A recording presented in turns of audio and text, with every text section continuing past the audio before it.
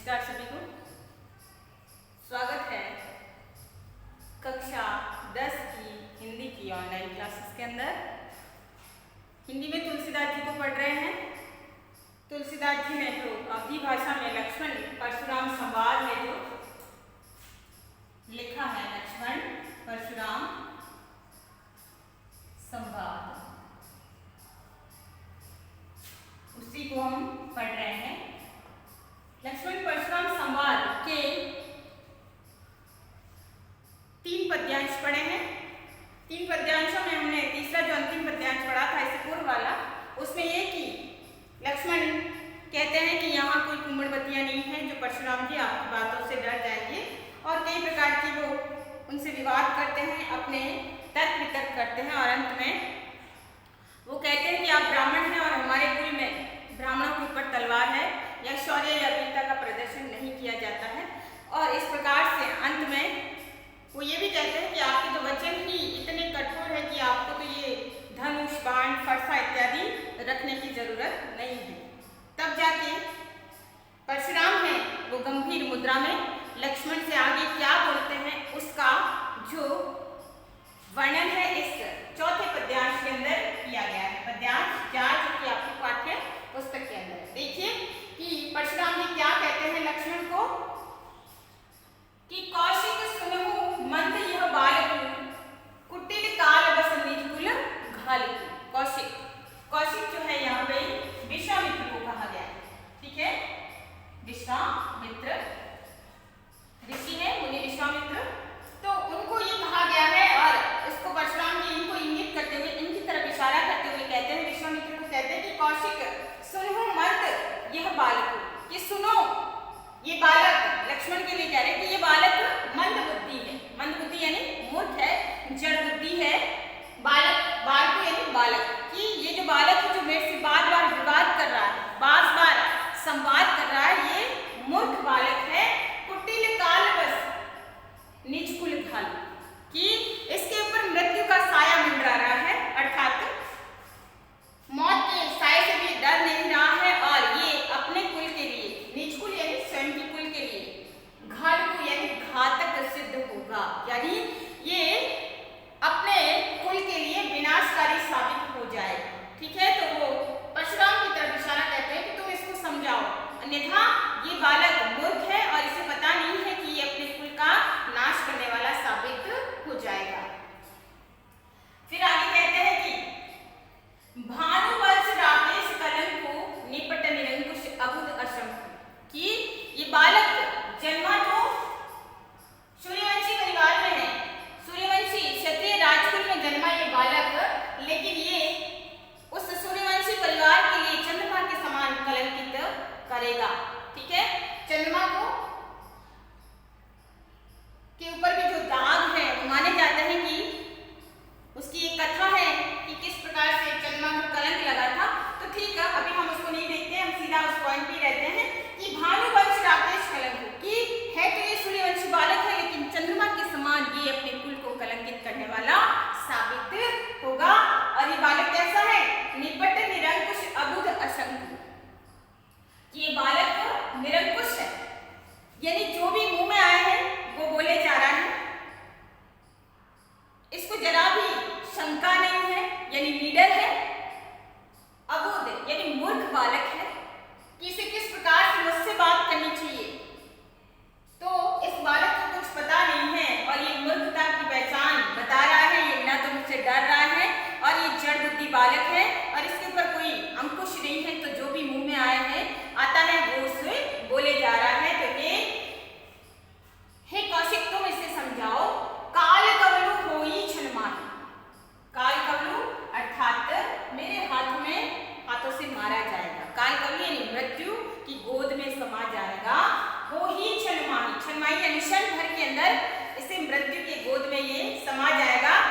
कहू पुकारी खोरी मोहिनान, कि मेरा क्रोध के कारण ये मृत्यु का ग्रास बन जाएगा, और मैं बार बार पुकार के कह रहा हूँ यहाँ बैठे हुए सभी सभासदों को और तुमको भी कि खोरी यानी दोष, कि फिर मुझे कोई दोष मत देना। अर्थात ये बालक अगर मेरे हाथों से इसका वध किया जाता है, मारा जाता है ये बालक मेरे हाथों से, तो तुम मुझे बालक क्या है, ये निरंकुश है, निडर है और साथ में जड़बुद्धि या मूर्ख बालक है।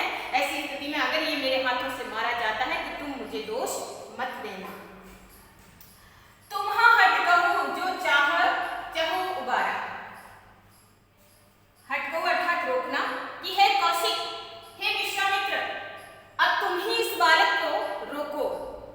अगर तुम चाहो उबारा यानी इसको बचाना चाहते हो, अगर तुम इसको रोकना चाहते हो या इसको बचाना चाहते हो तो तुम ही इस बालक को रोको।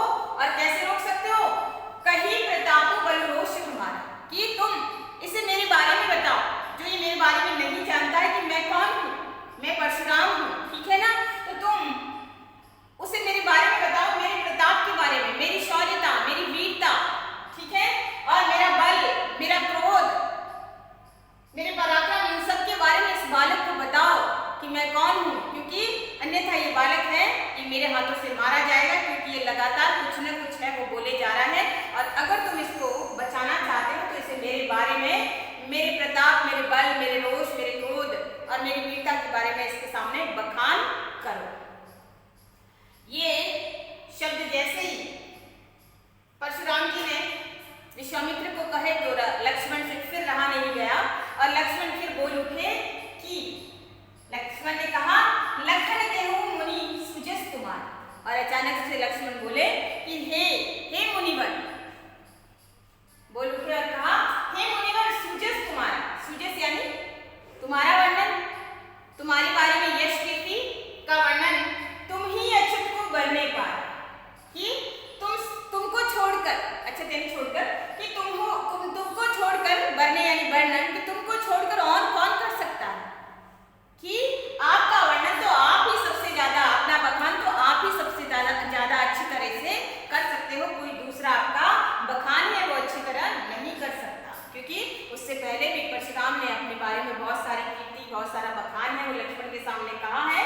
तो ऐसी स्थिति में लक्ष्मण ने कहा कि आप अपने सुजस, अपनी योग्यता, अपनी वीरता के बारे में आपसे बढ़कर दूसरा कोई अच्छा वर्णन नहीं कर सकता, तो आप ही कर सकते हैं। और फिर वो बोलते हैं आगे कि अपने को तुम आप नहीं करेंगे, कि आपने तो, आप वो ऋषि है, वो मुनि है, कि आपने अपने मुंह से अपना ही वर्णन बार बार किया, अपने मुंह से अपना बखान है वो बार बार किया है।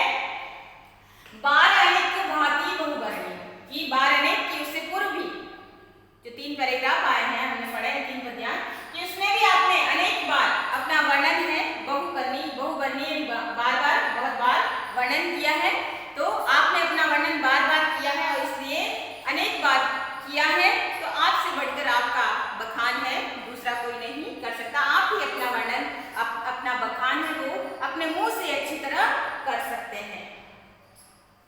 नहीं संतोष तो कुनी कछ करो, कि अगर फिर भी अब तक आपको संतोष नहीं हुआ है, अभी भी आपको तृप्ति नहीं मिली है, अभी भी आपको संतुष्टि नहीं मिली है, तो हे ईश्वर फिर कुछ कह डालिए और अपना बखान कह दीजिए।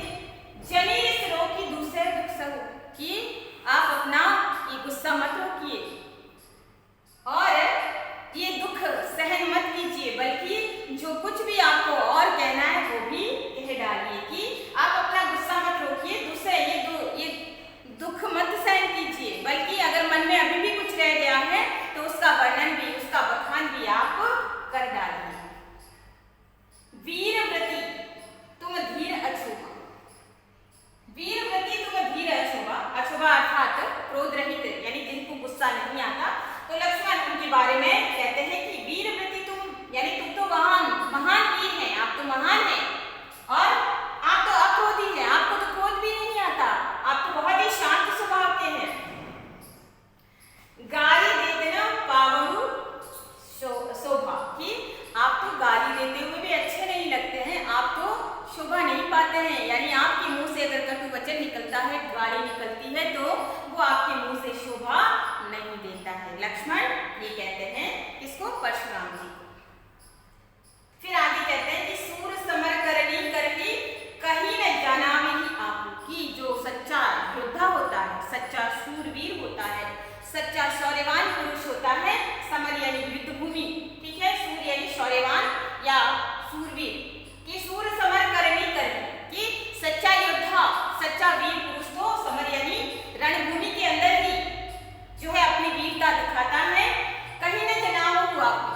कि वो कभी बोल के नहीं कहता कि मैं वीर हूँ, मैं योद्धा हूँ, मैं शौर्यवान हूँ, मैं पराक्रमी हूँ, बल्कि वो तो युद्ध भूमि में जब अपना कौशल दिखाता है तो उसी समय पता चल जाता है कि वो कितना महान योद्धा है, वो कितना महान वीर है, वो कितना शूरवीर है।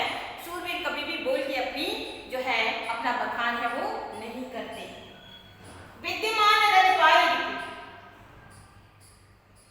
कायर कथनी प्रताप कि रणभूमि में रिपु यानी शत्रु, विद्यमान यानी सामने देखकर, कि रणभूमि में जो शत्रु को सामने देखता है और वहां पे अपना शौर्य का प्रदर्शन नहीं करता है, वहां पे अपनी वीरता का प्रदर्शन नहीं करता है, तो ऐसा कार्य कौन करता है?